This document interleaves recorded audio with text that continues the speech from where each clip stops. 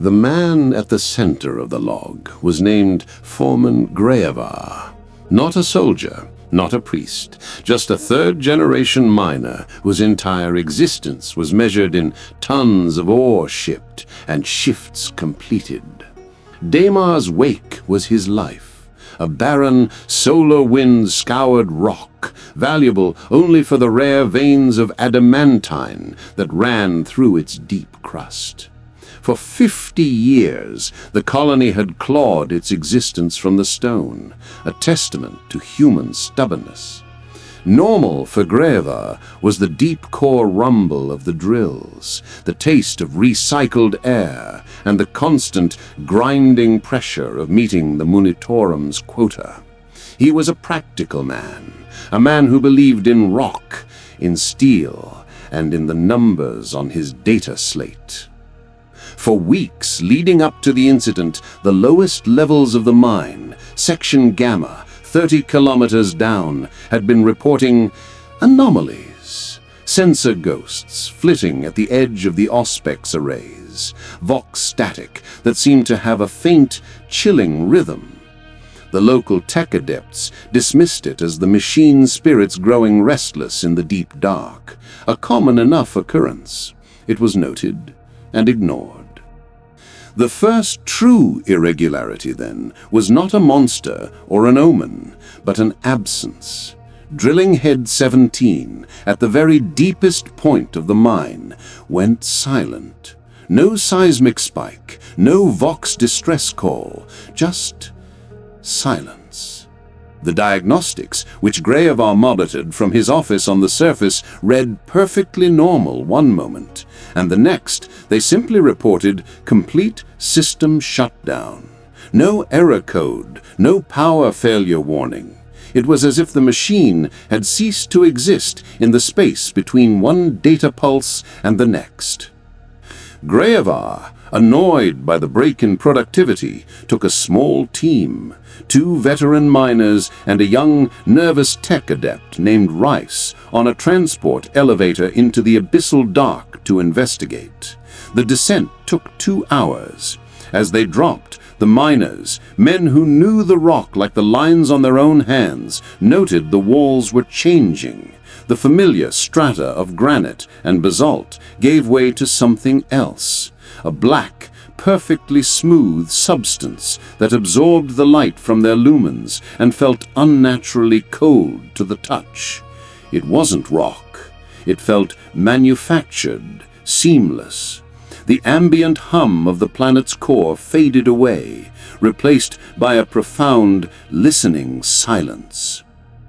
"I've never seen a geological formation like this," Rice murmured, his voice tight on the private vox. "The density readings are impossible." "The impossible makes the Imperium rich, lad," Graevar grunted back, though he too felt a deep unease. "Just be ready to tell me why it broke my drill." When they reached the bottom, the silence was absolute. The air was still, sterile, and ancient. They found the drill. Its massive adamantine tip, a marvel of Imperial engineering, capable of boring through a continent, was shattered.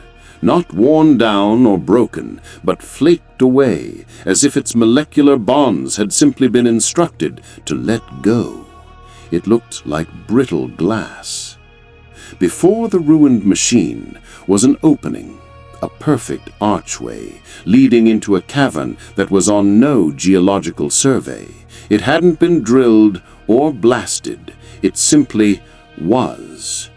Protocol demanded Graevar seal the area and report a geological anomaly. That was the safe, sensible choice, a choice that would halt production for months, inviting the wrath of the Munitorum and crippling the colony. But the quota was already behind schedule, and the substance lining the walls might be a new priceless mineral. So he made the decision that sealed his fate, and the fate of the 50,000 souls on Damar's wake. He took his team through the archway. "Stay sharp," he ordered, his voice betraying none of the cold dread coiling in his gut. "Standard survey pattern. Rice, keep those readings flowing." The air inside didn't move. It was cold, sterile, and dead.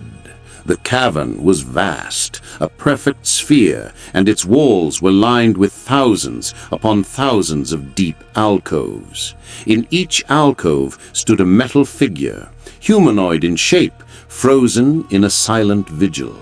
They were not statues. The craftsmanship was too precise, the lines too sharp and alien. They stood in perfect, silent ranks, an army of skeletons wrought from living metal. Dust, the ever-present companion of ages, was entirely absent. Greavar was a miner, not a xenoexologist, but he knew this was beyond any known human or Xenos construction. As his team's lights swept across the silent army, one of the veteran miners, a man named Yoren, stumbled. His toolkit, heavy with wrenches and power cells, fell with a deafening clang to the floor. The sound, sharp and intrusive in the dead silence, echoed through the chamber, and in response, a single point of green light flickered to life in the chest of the nearest metal figure. Then another, and another. Across the silent ranks, thousands of emerald eyes opened, bathing the cavern in a sickly green glow. The whispers began then, not in their ears, but directly in their minds, a crackle of static, of calculations, of dynasty codes and awakening protocols that had slept for 60 million years. Rice screamed, clutching his head, as the alien data stream tore through his consciousness. The two miners raised their lascutters, the tools of their trade, suddenly feeling like children's toys. Greavar, his mind reeling from the psychic assault, fumbled for his voxcaster, his practical world of rock and steel dissolving into a nightmare of impossible angles and ancient dread. He had a choice: stand and fight a battle he couldn't comprehend, or try to warn the colony above. He chose the latter. He chose his people. "Surface Command, do you read me?" He roared into the Vox, his voice hoarse with terror. "Over to recess, now!" His only response from the tomb was the synchronized, silent movement of 1,000 metal bodies stepping down from their alcoves. The culling had begun. The choice was never his to make. Before Greavar could even process the Xenos awakening, the first volley of Gauss fire was unleashed. There was no sound, no explosive report, only a soft, emerald crackle. The two miners, Yoren and the other, simply ceased to exist. One moment they were men of flesh and bone, lascutters raised in useless defiance. The next, they were unraveling ribbons of green light, their component atoms stripped away and cast into oblivion. It was not a death, it was an erasure. Rice's screams stopped abruptly. He was on his knees, hands clamped to his temples, his mind shredded by the Necron's awakening protocols, as a tall, skeletal figure glided towards him, its single cyclopean eye glowing with cold dispassion. The young tech adept looked up. For a single, lucid moment, the terror in his eyes was replaced by a look of profound, soul-shattering understanding. He had glimpsed the sheer geologic scale of the Necron Empire, seen the 60-million-year slumber, and understood that humanity's entire existence was but a fleeting irritation in that silent, eternal timeline. Then the green light took him, and he was gone. Greavar did not fight. He ran. The practical foreman, the man of quotas and logistics, took over. Survival was the only logical imperative. He scrambled back toward the transport elevator, the silent footsteps of the metal host echoing not in the air, but in the marrow of his bones. The psychic static intensified, a billion voices speaking in a language of pure mathematics, a cold chorus that spoke of reclamation and the restoration of a long-dormant dynasty. He felt infinitesimally small, a microbe under the gaze of a god he could not comprehend. He threw himself into the elevator car, slamming his hand on the emergency ascent panel. The doors slid shut, cutting off the sickening green glow, and the car lurched upwards, a fragile bubble of imperial reality fleeing from an ancient, awakening hell. "Surface Command, do you read me?" he screamed into his vox, his voice hoarse with terror. "Joran is gone. Rice is gone. They all are. It's an army. You have to—" The voice that came back was calm, bureaucratic, and maddeningly slow. "Foreman, this is Surface Control. Your signal is weak. Please clarify your last transmission. We are reading significant seismic activity in your sector." "It is not seismic. It's a Xenos army. They are awake. Listen to me. Initiate the planetary evacuation protocols. Now!" Gravar yelled, pounding his fist against the wall of the rising car. "Evacuation requires sector command authorization, Foreman. You know that. We need confirmation of the threat. Stand by." For the 2-hour ascent, Gravar was trapped in a metal box, listening to the death of his world through the vox. He heard the panic chatter from other mining levels as their power systems began to fail, not from damage, but by being systematically de-energized. He heard the calm, precise reports from security details in Section Gamma as they encountered silent, walking metal skeletons against which their lasguns had no effect. He heard the screams, and then, level by level, he heard the silence spread upwards like a stain. The red status lights on his elevator's console map for the lower mine levels began to wink out one by one. When the elevator finally ground to a halt at the surface docking bay, the station was in chaos. But not the chaos of battle, it was the chaos of confusion. Officers were shouting into dead vox channels. Administrators were trying to pull up data from sectors that no longer existed. They were trying to solve the problem with procedure and protocol, utterly unprepared for a threat that did not follow any rules they understood. Gravar stumbled out of the elevator, a ghost from the abyss.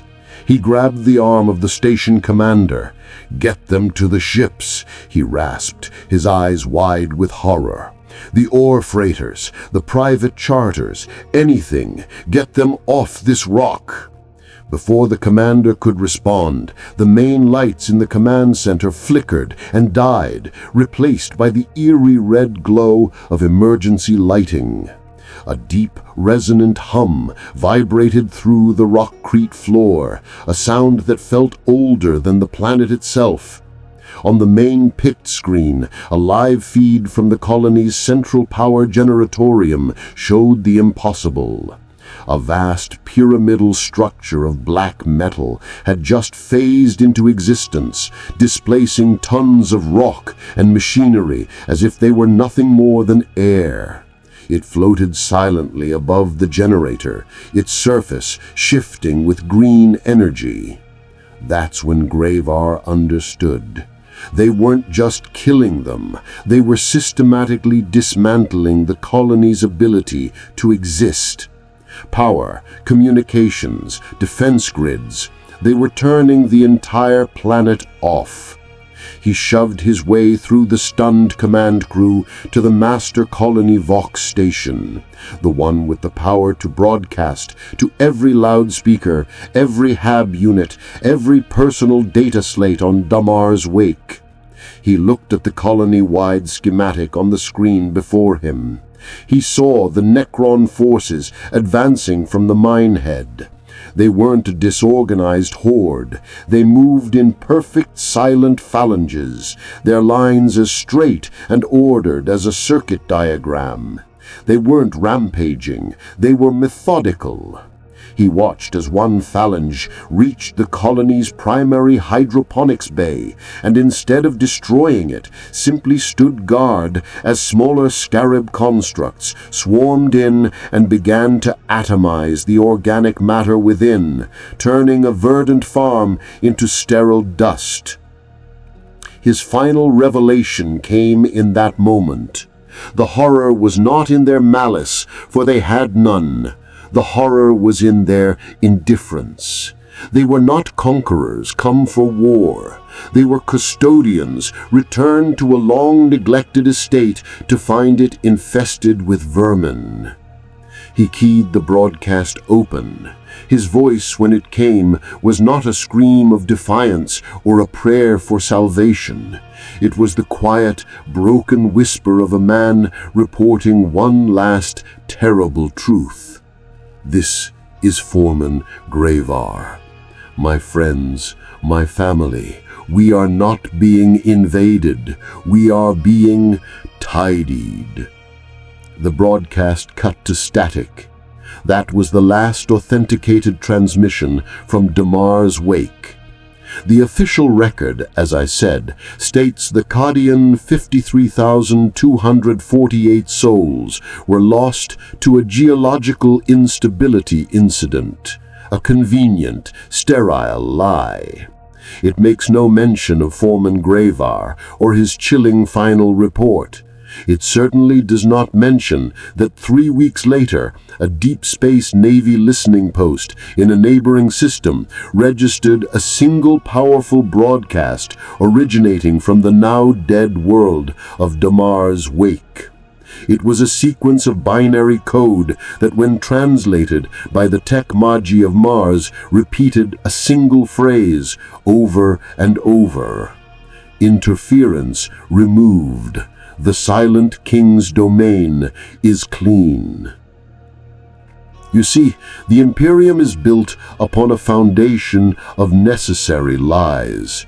The truth that humanity is a fleeting infestation living among the tombs of things far more ancient and terrible is too much for most to bear. We are taught to fear the ravenous beast, the malevolent demon, the treacherous heretic. But the story of Gravar teaches a colder, more profound lesson. Sometimes the greatest threat in the galaxy is not a predator that hates you. It is the indifferent gardener who has finally awakened to weed his ancient garden. And we, dear visitor, are the weeds. Now, if you will excuse me, this file belongs in the deepest vault. Some truths are so cold they can extinguish the very will to live. It is my duty to ensure they remain buried, preserving the lies that keep the darkness at bay for one more day.